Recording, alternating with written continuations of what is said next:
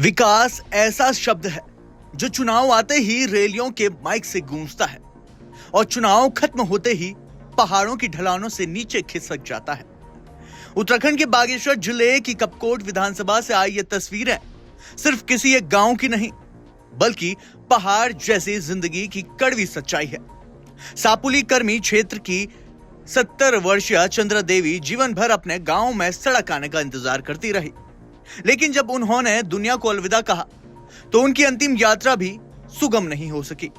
ग्रामीणों को कुल्हाड़ी से झाड़ियां काटकर पथरीले खतरनाक रास्तों से गुजरते हुए उनकी अर्थी को शमशान घाट तक पहुंचाना पड़ा। सवाल सीधा है, जिंदा इंसानों को सड़क और इलाज नहीं तो क्या मृतकों को सम्मानजनक विदाई भी नहीं मिलेगी? ये दृश्य कपकोट विधानसभा का है। चंद्रा देवी के निधन के बाद जब उनके पार्थिव शरीर को अंतिम संस्कार के लिए ले जाया जाने लगा तो कोई पक्का रास्ता नहीं था। गांव के युवाओं और बुजुर्गों ने खुद हाथ में औजार उठाए, तब जाकर मुश्किल से शमशान घाट का रास्ता बन पाया।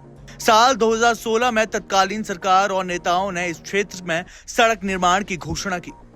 एक दशक बीत गया, पहाड़ पर मौसम बदले, सरकारें बदली, विधायक और नेता बदले, लेकिन सापुली और आसपास के गांवों की किस्मत नहीं बदली। स्थानीय युवक का क्या कहना है, पहले आप ये सुनिए। आज मेरे गांव में हमारी बुआ का निधन हुआ और हमारा बहुत बड़ा दुर्भाग्य है दानपुर क्षेत्र का। हम सभी लोग बुआ को लेकर शमशान घाट आ रहे थे, तो सच कह रहा हूँ मुझे इतना दुख हुआ। आज़ादी के 80 साल में हमारा देश पहुंचा है और आज भी हमारे दानपुर के लोगों को शमशान तक पहुंचाने का रास्ता भी नहीं। बहुत दुख होता है जब ऐसी स्थिति हम लोगों के बीच आती है और बहुत तकलीफ होती है, मन को बहुत पीड़ा होती है। तो मन से बददुआएं भी निकलती हैं उन जनप्रतिनिधियों के लिए जिन्होंने हमारे क्षेत्र की ओर अनदेखा किया है। क्या एक ओर हमारा दानपुर का क्षेत्र सड़क के लिए संघर्ष कर रहा है और आंदोलन कर रहा है, दूसरी ओर हमारे क्षेत्र के लोगों को मरने के बाद अंतिम यात्रा करने तक का रास्ता नहीं। वहीं पहाड़ में ये सिर्फ चंद्रा देवी की कहानी नहीं है, ये दर्द हर उस माँ, बहन और बुजुर्ग का है जो किसी आपात स्थिति में एम्बुलेंस का इंतजार करते करते दम तोड़ देते हैं। स्वास्थ्य सेवाएं लाचार, जब भी कोई गंभीर रूप से बीमार होता है तो ग्रामीण लकड़ी की डोली पर मरीज को बांधकर किलोमीटरों पैदल चलते हैं।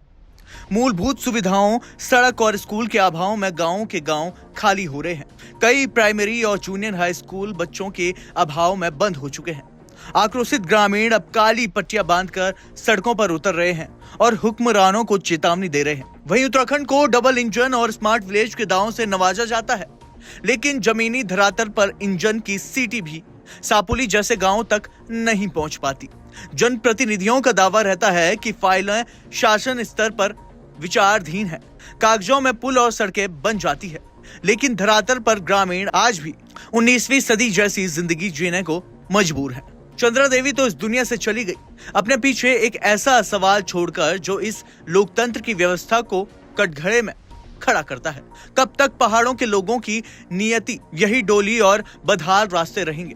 क्या सरकारों की नींद तब खुलेगी जब पूरे के पूरे गांव खाली होकर भूतिया गांव बन जाएंगे?